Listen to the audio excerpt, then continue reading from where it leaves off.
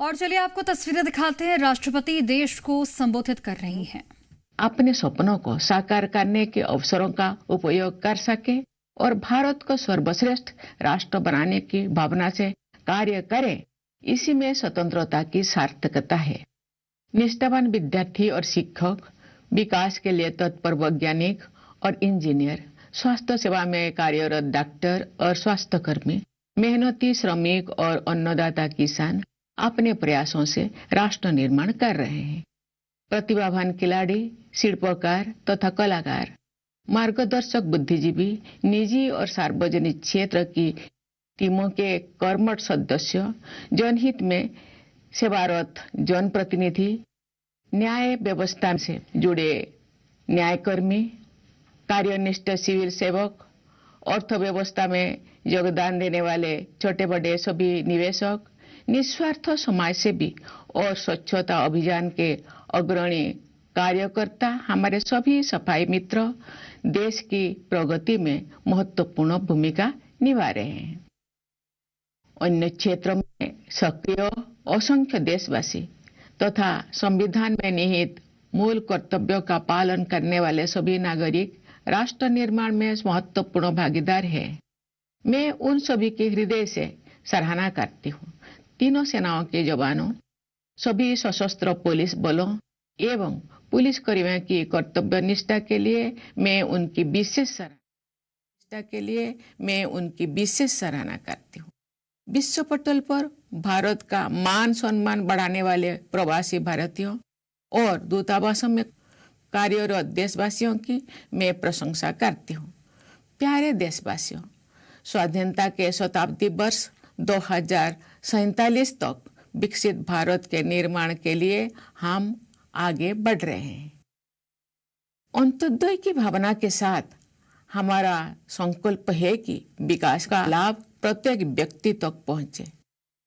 अपनी समृद्ध विरासत और स्वाधीनता संग्राम के आदर्शों को अपनाते हुए हम आधुनिक विकास के मार्ग पर अग्रसर है।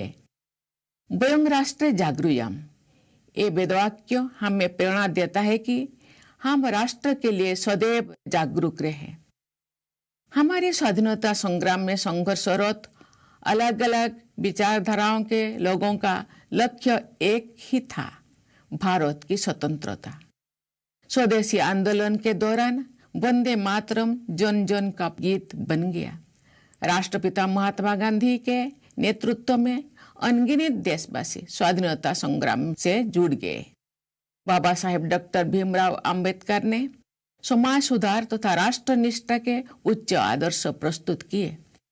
भारत माता की उन सभी महान संतानों को मैं सादर नमन करती हूँ, जिनके आदर्श पर चलते हुए हमारा देश स्वतंत्र हुआ और आगे बढ़ा। आज 14 अगस्त के दिन को हम विभाजन विभीषिका स्मृति दिवस के रूप में मनाते हैं। हम उन लाखों देशवासियों को याद करते हैं जो विभाजन से जुड़ी हिंसा में मारे गए या विस्थापन की त्रासदी झेलने को मजबूर हुए। सांप्रदायिक हिंसा की वजह से लाखों लोगों को शरणार्थी बनना पड़ा और बंटवारे की विभीषिका सहन करनी पड़ी। फिर भी उन्होंने अपनी पहचान नहीं छोड़ी। जब हमारा देश स्वतंत्र हुआ, उस समय देश के विभाजन के गंभीर परिणामों के साथ साथ 550 से अधिक रियासतों को नव स्वाधीन भारत के साथ जोड़ना भी एक असाधारण चुनौती थी। सरदार पटेल ने राजशाही व्यवस्थाओं को समाप्त करके हमारे स्वाधीन लोकतंत्र में उनका विलय किया। एक कृतज्ञ राष्ट्र की ओर से आधुनिक भारत की एकता के शिल्पकार लौह पुरुष सरदार वल्लभ भाई पटेल की पावन स्मृति को मैं सादर नमन करती हूँ।